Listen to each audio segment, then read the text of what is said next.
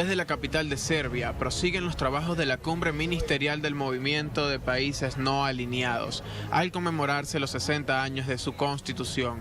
Hasta ahora, los diferentes líderes y delegados de alto nivel han centrado la participación en denunciar las desigualdades generadas por el capitalismo en los países menos favorecidos.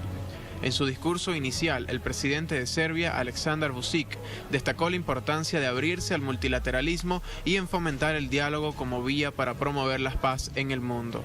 Los países miembros del bloque exigieron una distribución mundial más justa de las vacunas y una mayor financiación por parte de los países ricos.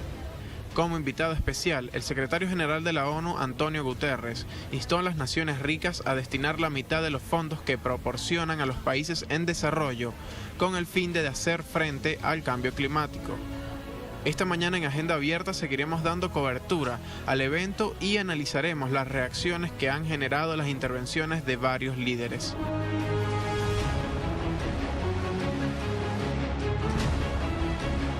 Y por supuesto sobre esto hay destaque editorial. Se ha podido ver, por ejemplo, que hay informaciones en algunas agencias internacionales. Pero veamos y empecemos por nuestra casa informativa Telesur.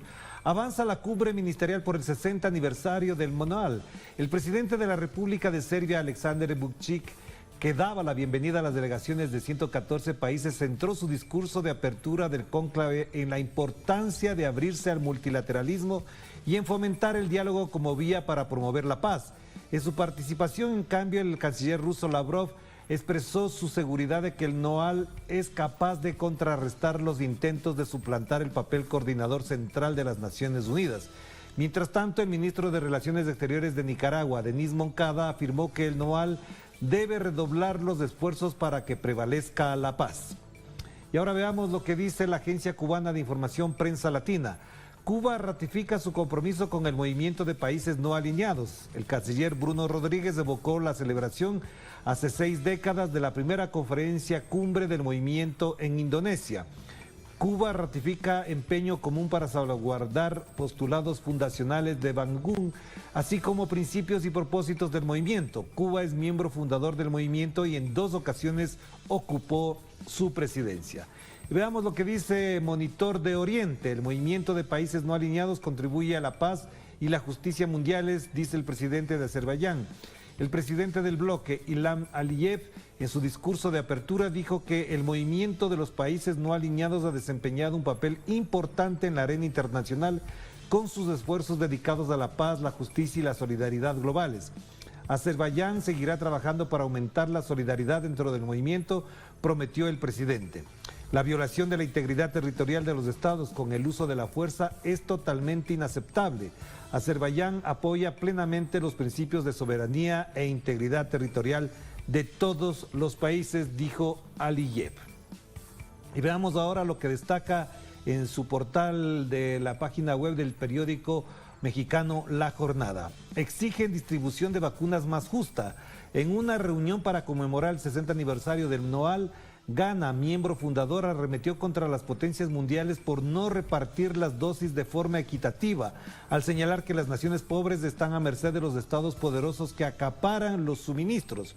El secretario general de la ONU, Antonio Guterres, instó a las naciones ricas a destinar la mitad de los fondos que proporcionan a los países en desarrollo con el fin de hacer frente al cambio climático, a la tarea de ayudarlos a adaptarse y sobrevivir en un mundo que se calienta. Esto es lo que destaca en su portal el diario mexicano La Jornada. Y ahora, para amplificar el tema y abundar en este asunto, hemos invitado a Héctor Bernardo, profesor de la Universidad de La Plata, periodista y además escritor. Él escribió el prólogo del comandante Fidel Castro, uno de sus libros. Bienvenido, qué gusto tenerlo por acá. Y de entrada le preguntaría, ¿hasta dónde este movimiento de los no alineados efectivamente tiene un énfasis, una amplificación política en nuestro planeta, tomando en cuenta que en los últimos años no ha tenido la atención suficiente incluso de algunos gobiernos integrantes de este movimiento? Bienvenido. Bien, gracias Orlando por la invitación, gracias por permitirme participar aquí en Telesur.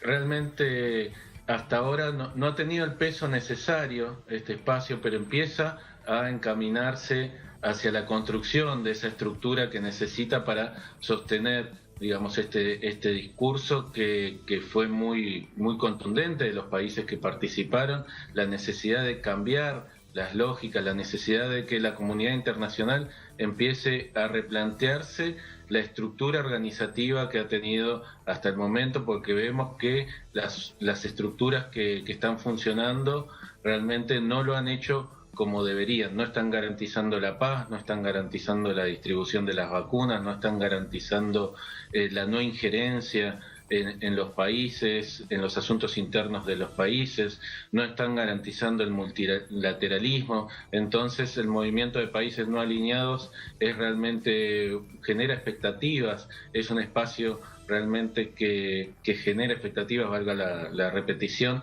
para que todo esto empiece a funcionar realmente como corresponde. Vemos, como señalaban en esta cumbre, que la acumulación de vacunas durante la pandemia ha sido un caso terrible en el que los países poderosos han tenido 2 o 3 veces la cantidad de vacunas que necesitaban para cubrir a su población, pero hay países pobres que todavía no han vacunado ni al 10% de su población.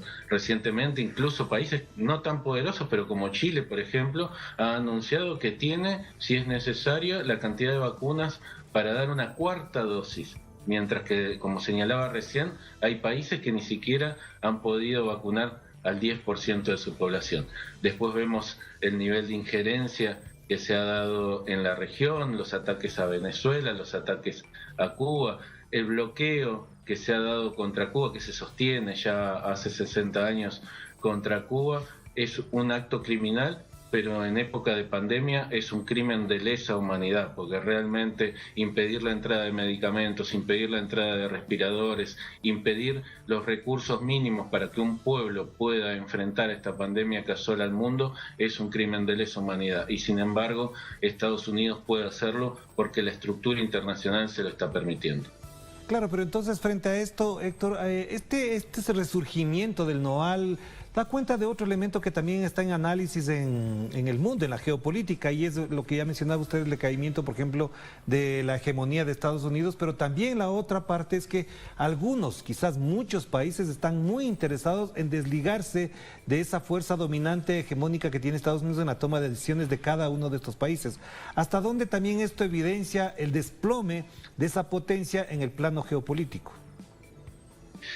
Es que aunque Estados Unidos no lo quiere aceptar, como bien señaló usted, Orlando, viene en una clara decadencia desde hace mucho tiempo, está perdiendo su rol hegemónico frente a China, sobre todo en lo económico, también frente a Rusia, y el mundo está yendo hacia la multipolaridad. Hay que consolidar esa multipolaridad porque realmente es lo que puede permitir que el mundo esté equilibrado, puede permitir que haya menos conflicto, puede permitir que se respete el derecho internacional, porque como señalaba recién con el ejemplo del bloqueo, pero se podrían nombrar muchísimos otros ejemplos en el mundo, el derecho internacional es violado sistemáticamente por las grandes potencias, principalmente por Estados Unidos, que es el principal país terrorista del mundo, es el que ejerce unilateralmente sus intereses a través de la violencia, a través de la coerción, a través de la imposición